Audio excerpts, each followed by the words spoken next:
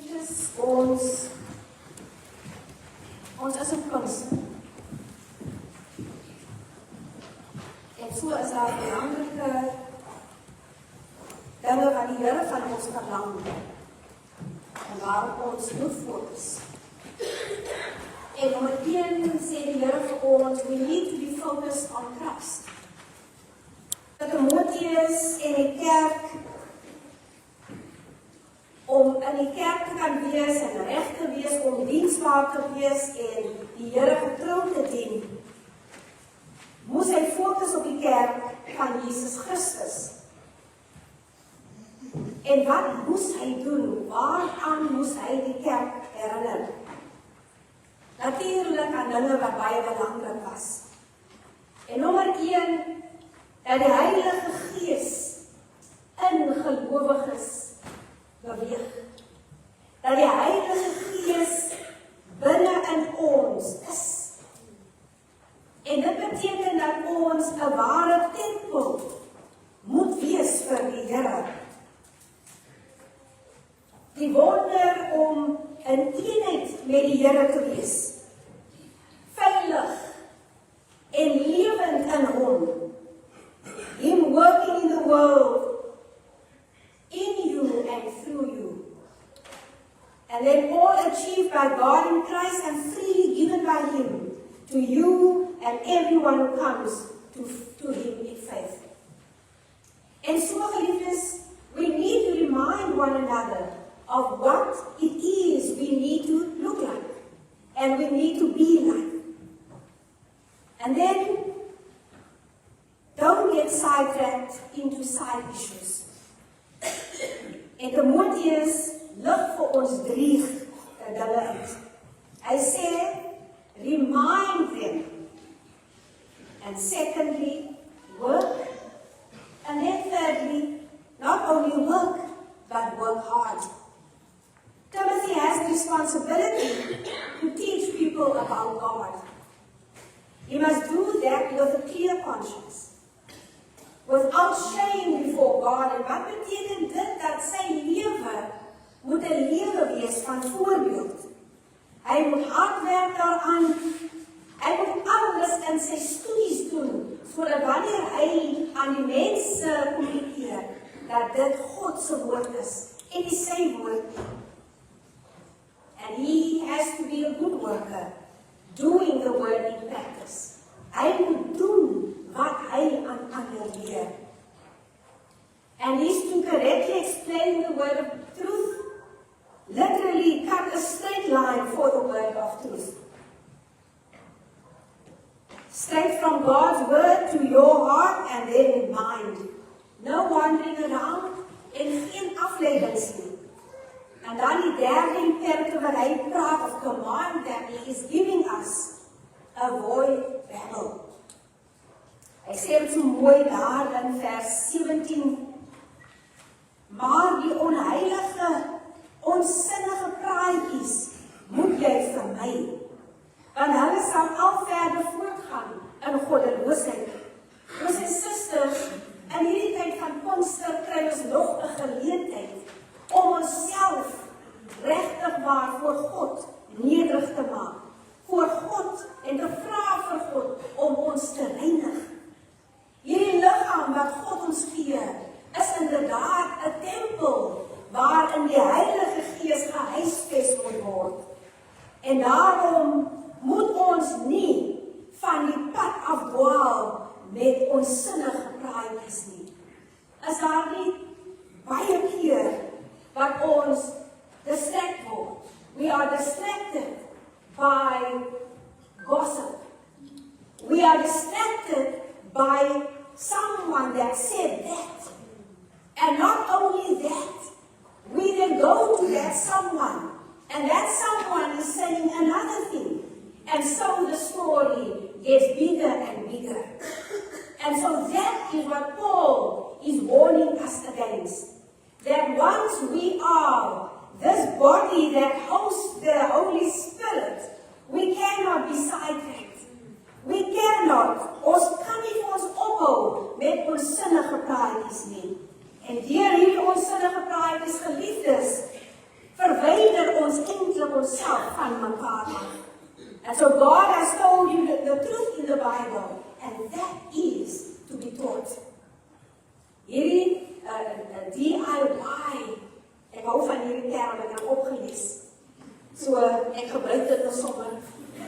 The DIY religion. The DIY religion, do-it-yourself religion is fatal. It is fatal. Anything else is man-made and will lead to a lopsided view on how you are to live. More godless behavior in verse 16, and then it spreads like a cancer. Geliefdes, u is bekend met gangrene. Ek het iemand gehad wat gangrene gehad het en op daardie stadium kon ek nie ryk nie. Ek kan steeds nie ryk nie. En by die hospitaal sê hulle vir my met 'n masker aan sy klop dat dit nie so aan. En ek sê, wat is dit al klaar by die patiënt?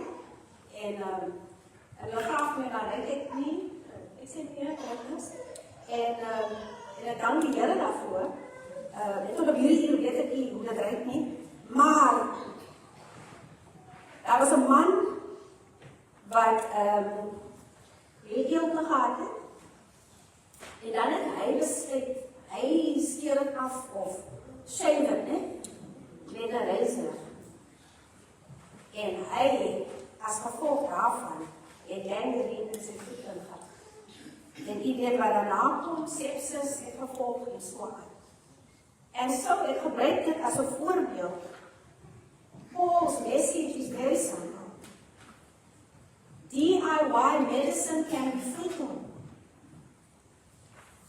And DIY spirituality is eternally fatal.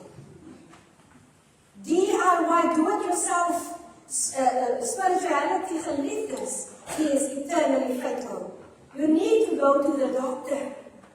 Go to the truth and life as revealed in the Bible and nowhere else. Moenie die waarheid by die mens gaan soek nie. Gaan soek die waarheid by die dokter bo alle dokters. Gaan soek die waarheid by die Here, sodat u 'n lewende geloof in hom kan hê. He gives us an example of where this has gone wrong in verse 17 and 18. If you think the resurrection of the dead has already happened, you think this is it. You might think this is eternal life. So pain and death are confusing and it is hurtful. You might think you are incapable of doing wrong or being wrong. Certainly your hope of a glorious future with Jesus will be badly damaged. By stepping away from the truth of the Bible, you have smashed up hope and jou uitkyk het lomp kom word. Uitkyk oor hoe om te lewe het lomp kom word. Geliefdes, gister hoor ek 'n preek van die kragtige werk van sout. En die prediker sê sout in 'n pot maak jy geraas. Maar curry maak geraas. Maar as jy by die deur aankom, dan ruik jy nou al die curry. En as die curry en wat al uit jou goed en die beespoot en alles terwyl gekaar, maak geraas. En dan probeer 'n mens, en ek sit daar en ek, okay, dat maak geraas en I want him to get to what is it that you are saying. Sometimes we use these beautiful examples to make an illustration, but we should come to the point. And the point is that Jesus wants our bodies clean. He wants our bodies to be holy in order for His Holy Spirit to be hosted in there. We cannot live a life where we stand on both sides. Ons kan nie aan albei kante staan, die geliefdes. Die Here vra van ons, veral in hierdie tyd van Pinkster, dat ons weer eens onsself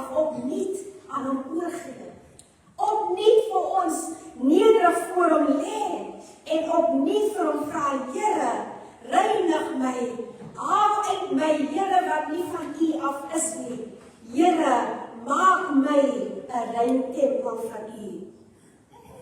Maar dan is ons ook baie keer rebellies.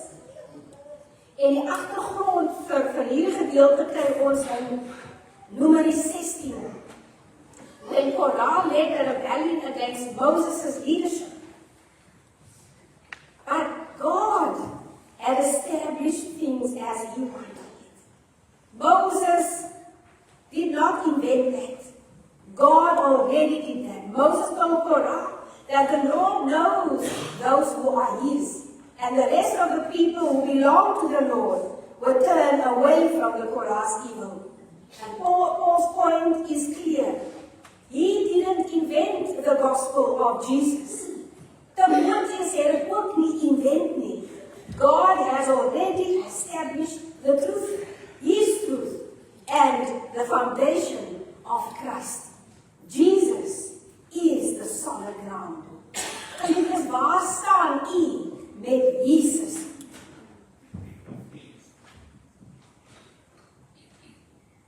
So teaching of the Bible is to have a clear line to your heart, to your mind and emotions, and your spirit. And there is then to be a straight line from you to Jesus. No sidetracks. Ons moet die naam van die Here kan bely. Ons moet dit kan sê sonder om te twyfel. Die naam van die Here Jesus is die naam wat vir ons vry maak. En as ons nie sy naam kan sê nie, geliefdes, is dit nou die tyd dat u hart moet regkry.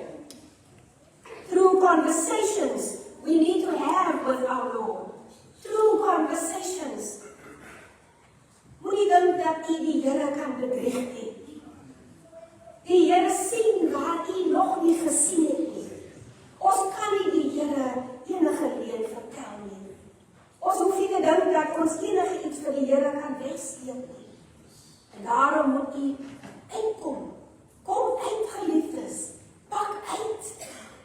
Laat dit by die altaar, sodat die Here u kan aanraak. And then, when our bodies are right, and our bodies are clean, we need to be ready for God's service. Ons moet nie net reg wees en dan is ons mooi en heilig en ons doen niks nie. We need to be ready for God's service. The next two verses, 20-21, give a household example of what it's like to be ready to be used by God.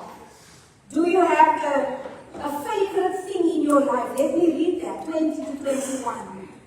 Maar in 'n groot huis is daar nie alleen voorwerpe van goud en silwer nie, maar ook van hout en erdewerk, en sommige tot eer, maar ander tot oneer. Ek droom nou die aand, geliefdes, van drie drome die afgelope tyd, verskriklik weer. En in die droom sien ek die persoon wat nou leed aan 'n ander persoon aan 'n hond gedoen het, in die droom, het 'n mes onder sy blad. Maar ek sien daar drup bloed van die mes af. En ek sê vir die persoon, dat dit is my mesie. Ek skil groente daarmee. My favorite mes. En ek gaan dink agterna, en toe daarna kyk, sien ek maar ons hond is doodgesteek met die mes. Weet jy wat dit beteken nie? Dit is baie rondom die afgelope tyd. Maar dit is 'n favorite mes, ek kom by die mes. Hierdie mesie doen vir my alles. My man het al allerhande goed gekoop, die skillers en so aan. Ek kan nie daarmee werk nie. Ek het hierdie mes. Ek gaan stil met hierdie mes. Ek soek die mes oral. So, almal van ons het 'n gunsteling dingetjie in ons lewe. Iets wat ons geweldig treasure is kosbaar. Maar broers en susters, are we fit for purpose? Tools that are comfortable, familiar, need to be fit for purpose. It's almost always used incorrectly, the survival of the fittest. The idea is that the animal that is the best fit for an environment is most likely to succeed there. It's about being the best or best fit, not most fit. And a polar bear, as an example, is the best fit for the North Pole, polar regions, and then a camel is best fit for environments with little water. And so, brothers and sisters, you are uniquely you. Daar is nie nog iemand soos u nie. You are the best fit person in God's kingdom to be where you are. The Lord has placed you where you are to do work, to do His work. He has prepared you to do that. You are the best fit for it. Sommige kere is ons twyfelagtig in onsself. Sommige keer bevraagteken ons, is dit regtig ek wat dit moet doen? But the Lord has placed you there. And if you don't believe that, that will be your downfall. If you don't believe that you are best fit for that particular purpose, you are harming yourself. Set yourself free, brothers and sisters, so that you can enjoy the fruits of what you need to do. God really wants us to be actively involved in His kingdom. And therefore, once we are cleansed by His Holy Spirit, we need to do the work. But if you don't believe that you need to do that work, and that you are the right person, or that you are chosen to be there, you will always doubt yourself. You will always be doubtful, and your faith won't grow. The aim for Timothy, well, sometimes it's not clear what those works will be. And the aim for Timothy, for you and for me, is to be ready. To be the Lord's favorite, to be the Lord's best, to be ready to use in His kingdom. So how do we get ready? Baie van ons het gunsteling goed wat ons nie elke dag wil gebruik nie. En die dag wanneer ons dit eintlik gebruik, veral goed wat ons op Kersfees gebruik. En dan gaan alles op ons nog uit, miskien daai tafeldoek net vir Kersfees. En dan moet hy nou eers gewas word. Want hy ruik nou of na kas of daar is stof op. And so it is with you. If only you could get yourself ready for the Lord's service, says Paul in verse 21. If you keep yourself pure, you will be ready. Ons gaan ons nie elke dag hy tafeldoek vas nie. Maar die Here wil hê, ons moet onsself elke dag was. Die Here wil hê, we need to be ready. Keep yourself ready. So you don't need to be brilliant. You don't need to be married or single. You don't need to be young or old. You don't need to be successful. You don't need to be anything. All you need to be is ready for the Lord. Is ready for the Lord. And how to be ready? You just say, Jesus, I am here. I am here. Take me as I am. I am yours. So with a godly character, you can never go wrong. You can never go wrong. Win people, brothers and sisters, not arguments. Daar's te veel argumente. Daar's te veel skinder. Daar is te veel strydery. Ons moet mense wen vir die Here. Ons moet mense inbring vir die Here. Hou op praat langs mekaar. Hou op die verkeerde goed versprei. Ons moet mense inbring vir die Here. We've seen we need to be focused on Christ in our thinking and our speech. No side tracks.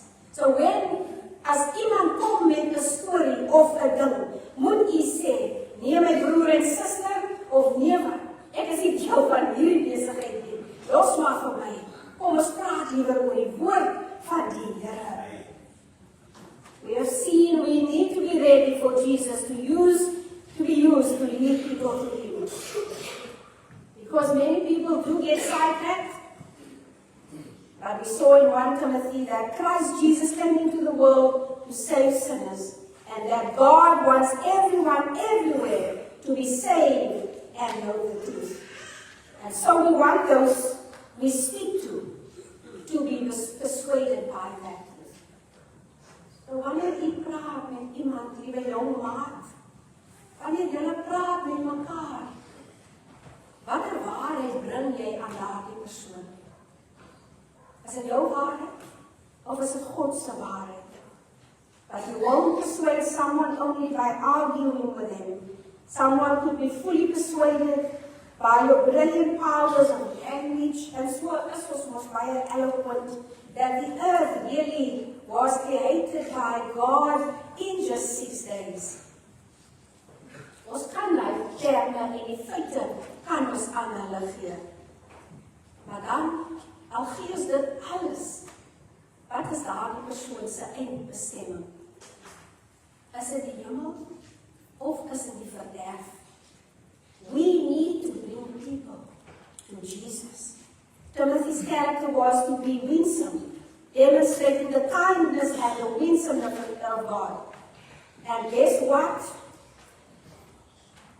Our union with Christ enables that. So daar is nie meer tyd vir aan twee kante sit nie. Daar is nie meer tyd om af te dwaal nie.